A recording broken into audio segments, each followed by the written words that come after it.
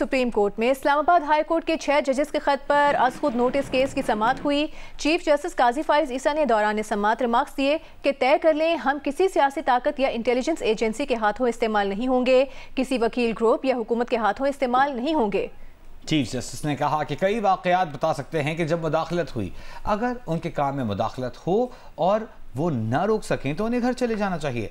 Justice Naeem Akhtar Afghan ने सवाल उठाया कि IB, ISI और MI किस कानून के तहत बनी, ये एजेंसियां किस कानून के तहत काम करती हैं। आइंदा समाअत पर तीनों एजेंसियों के कानून बताए जाएं। अदालती हुक्मनामे में कहा गया कि अगर किसी खुफिया इदारे का नाम है तो वो अटॉर्नी जनरल के जरिए जवाब दाखिल करे। मजीद समाअत 7 मई तक मुलतवी कर दी गई।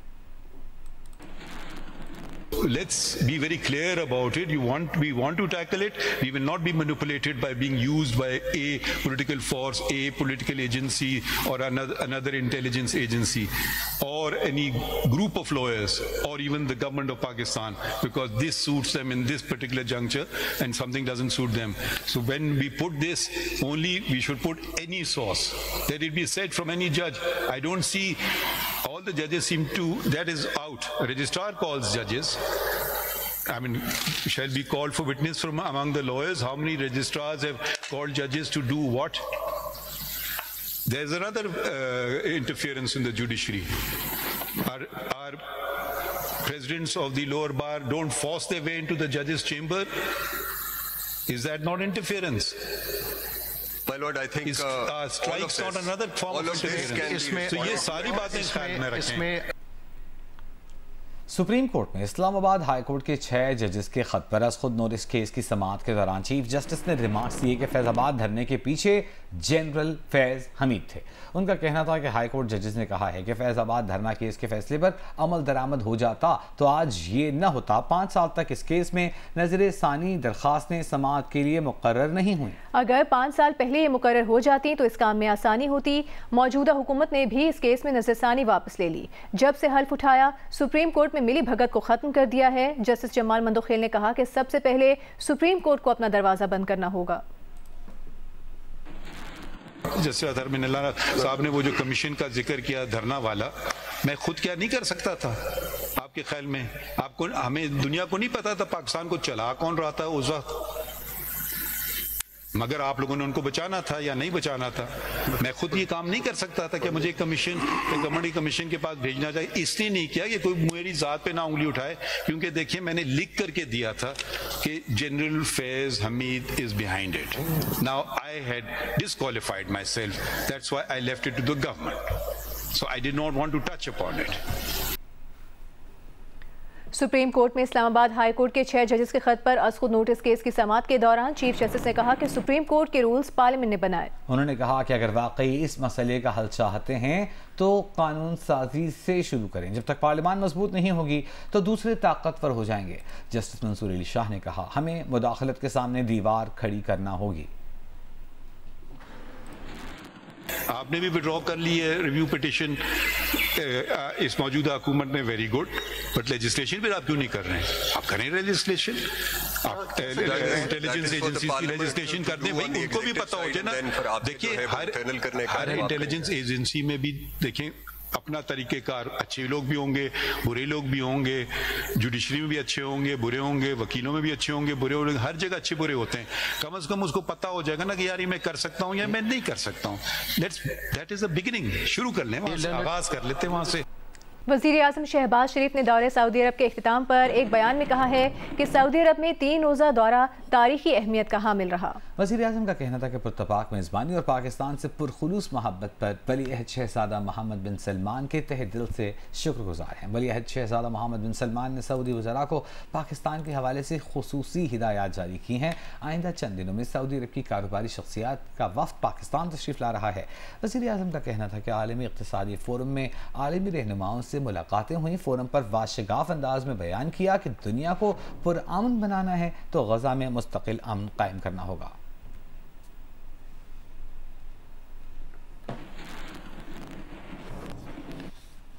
वफाकी वजीर एहसन इकबाल की ज़ेर सदारत पाकिस्तान में काम करने वाले चीनी कारोबारी इदारों का इजलास मुनक्किद किया गया। इजलास में पाक बिजनेस काउंसिल, पाक चाइना इन्वेस्टमेंट काउंसिल समेत 35 कंपनीज के नुमाइंदगान ने शिरकत की। इजलास के आगाज में वफाकी वजीर एहसन इकबाल ने कहा कि CPEC के पहले मरहले ने मुल्क की तरक्की के मंजरनामे पर नुमाया नक़ोश छोड़े। CPEC के दूसरे मरहले की नौइयत मुख्तलिफ है। अब ये हुकूमती ताल्लुक से बढ़कर कारोबारी ताल्लुक में तब्दील हो चुका।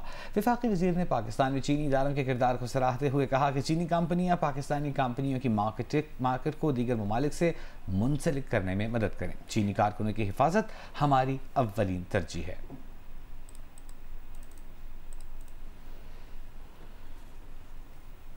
साबिक़ वज़ीर आज़म शाहिद खाक़ान अब्बासी समेत तमाम मुल्ज़िमान को LNG रेफरेंस से बरी कर दिया गया। साबिक़ वज़ीर ख़ज़ाना Miftah Ismail, Abdullah Khaqan Abbasi, chairman Engro group Hussain Dawood, director Engro group Abdul Samad Dawood, साबिक़ चेयरमैन ओगरा उज़्मा आदिल खान और साबिक़ MD PSO शाहिद इस्लाम भी LNG रेफरेंस से बरी हो गए। LNG रेफरेंस में बरी होने वालों में साबिक़ MD PSO शेख इमरानुल हक, साबिक़ चेयरमैन पोर्ट कासिम अथॉरिटी आगा जान अख्तर और साबिक़ चेयरमैन ओगरा सईद अहमद खान भी शामिल हैं। इस्लामाबाद की एहतसाब अदालत में डेप्यूटी प्रोसिक्यूटर अजहर मकबूल ने बताया कि नैब शाहिद खाक़ान अब्बासी और दीगर मुल्ज़िमान के खिलाफ रेफरेंस वापस ले रहा है। एहतसाब अदालत ने नैब की रेफरेंस वापस लेने की दरख्वास्त मंजूर कर ली।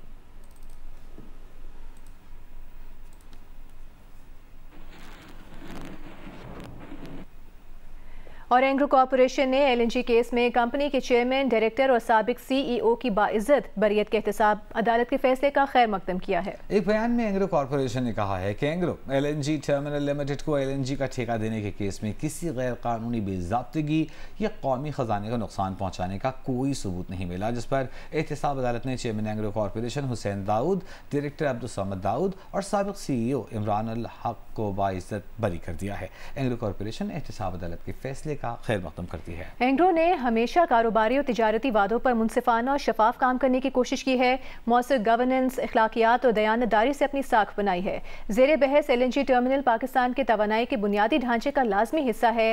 ये टर्मिनल पाकिस्तान की गैस की कुल ज़रूरत का 15% फराहम करता है। आजमाइशी वक्त में मुलाजमीन, शेयर होल्डर्स और शराकतदारों के ताउन पर शुक्रगुजार हैं।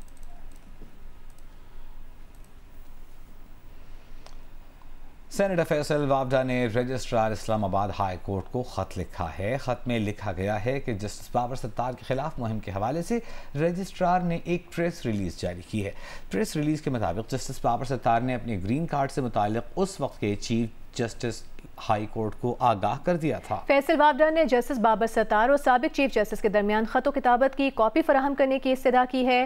फैसल वावडा ने आर्टिकल 19A के तहत मालूमात फराहमी के लिए रजिस्ट्रार इस्लामाबाद हाई कोर्ट को दरख्वास्त की है।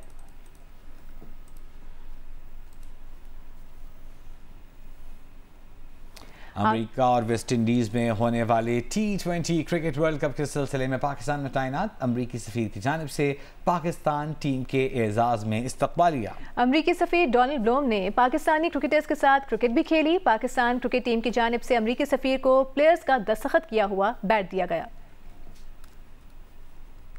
अमरीकी सफ़ीर की रिहाइशगाह पर मुनक़्क़िद होने वाले इस्तकबालिये में सफ़ीर डोनाल्ड ब्लूम ने कौमी क्रिकेट टीम के खिलाड़ियों के साथ पाकिस्तान क्रिकेट बोर्ड के चेयरमैन मोहसिन नकवी को भी खुशामदीद कहा और अमरीका में होने वाले T20 क्रिकेट वर्ल्ड कप मुकाबलों के लिए नेक ख्वाहिशात का इजहार किया।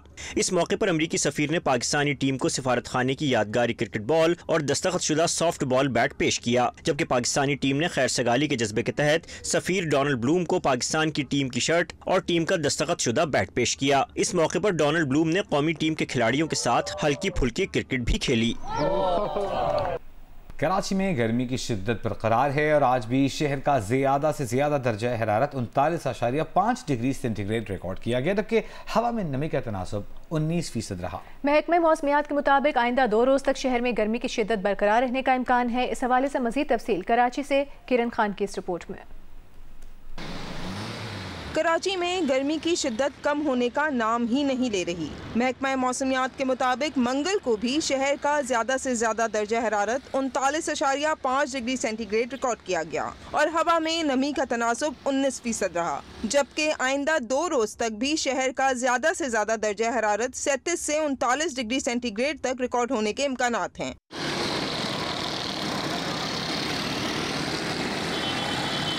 शहरियों का कहना है कि इन दिनों शहर शदीद गर्मी की लपेट में है, लेकिन उन्हें अपने रोजगार कमाने और दीगर काम के लिए बाहर निकलना होता है, इसलिए वो गर्मी से बचाव के लिए ठंडे मशरूबात का भी इस्तेमाल कर रहे हैं और ज्यादा से ज्यादा पानी भी पी रहे हैं। बहुत गर्मी है, इस वक्त हम यहाँ रुके हैं शरबत पीने के लिए, और आप भी चाहिए कि गर्मी से बचें।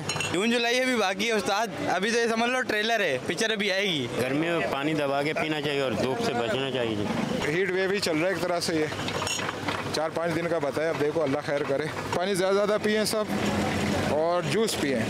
दूसरी जानिब सिंध के दीगर शहरों में भी गर्मी की शिद्दत बरकरार है। सिंध में सबसे ज्यादा दर्जा हरारत मिट्टी में 41.5 डिग्री सेंटीग्रेड रिकॉर्ड किया गया, जबकि दादू में 41 और ठट्ठा और छोर में 40.5 डिग्री सेंटीग्रेड दर्जा हरारत रिकॉर्ड किया गया। कैमरामैन नासिर अली और साथी रिपोर्टर उनीबा जमीर शाह के साथ किरण खान, जियो न्यूज़, कराची। अभी आपको बताएंगे कराची के इलाके औरंगी टाउन में मुजाहमत पर डाकुओं की फायरिंग से जख्मी शहरी दम तोड़ गया है। जानेंगे नुमाइंदा जियो न्यूज़ दानियाल सैयद हमारे साथ मौजूद हैं। दानियाल, क्या कहते हैं पुलिस हुकाम?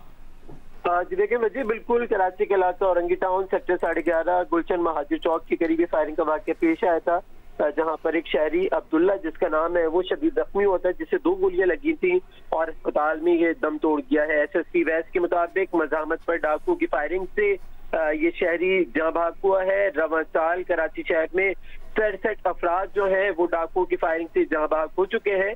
SSP वैस के मुताबिक मकतूल अब्दुल्ला के जिस्म पर 2 गोलियां लगी। अपने कजन की रेती बजरी के थल्ले पर ये बैठा हुआ था। डाकू आए जिन्होंने अफराद से लूटने की कोशिश की। जब अब्दुल्ला ने मुजाहमत की तो इसे 2 गोलियां मारकर शदीद जख्मी किया था और यह बाती शहीद अस्पताल में वाक़े के बारे में बता रहे थे।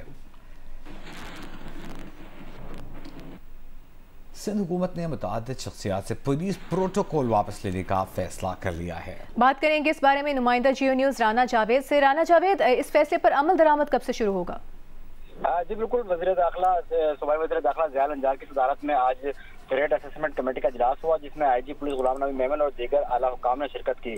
थ्रेट असेसमेंट कमेटी ने पुलिस सिक्योरिटी और मोबाइल जो फराहम की गई है मुख्तलिफ शख्सियात को उनका जायजा लिया और ये रिपोर्ट पेश की कि पुलिस सिक्योरिटी किन किन अशखास के पास मौजूद है, जिसके हवाले से और ये भी रिपोर्ट पेश की गई कि किसके पास इजाफी मोबाइल अमला मौजूद है और किसको सिक्योरिटी दी जाए और किसको ना दी जाए। इजलास में ये बताया गया कि बहुत सारे ऐसे लोगों के पास सिक्योरिटी है जो एक माजी में जिनके पास कोई हुकूमती या सियासी ओहदे थे लेकिन अब वो उन ओहदों पर मौजूद नहीं रहे। तो आइंदा दोबारा एक असेसमेंट कमेटी का इजलास होगा जिसमें फैसला किया जाएगा कि अब किन हजरात के पास जो है सिक्योरिटी रहेगी और किन से वापस ली जाएगी। ये फैसले किए गए। बहुत शुक्रिया आपका राना जावेद इस तफसील के लिए।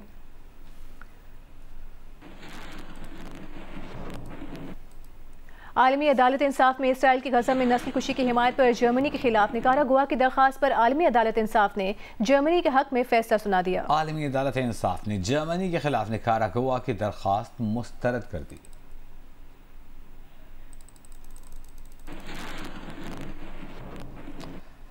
पाकिस्तान की खातून को पैमा नाइला कियानी का एक और एजाज़ की जानिब पेशकदमी। नेपाल में वाक़ 8,485 मीटर बुलंद मकालो चोटी को सर करने के लिए 3 मई को बेस कैंप से मुहिम का आगाज़ करेंगी।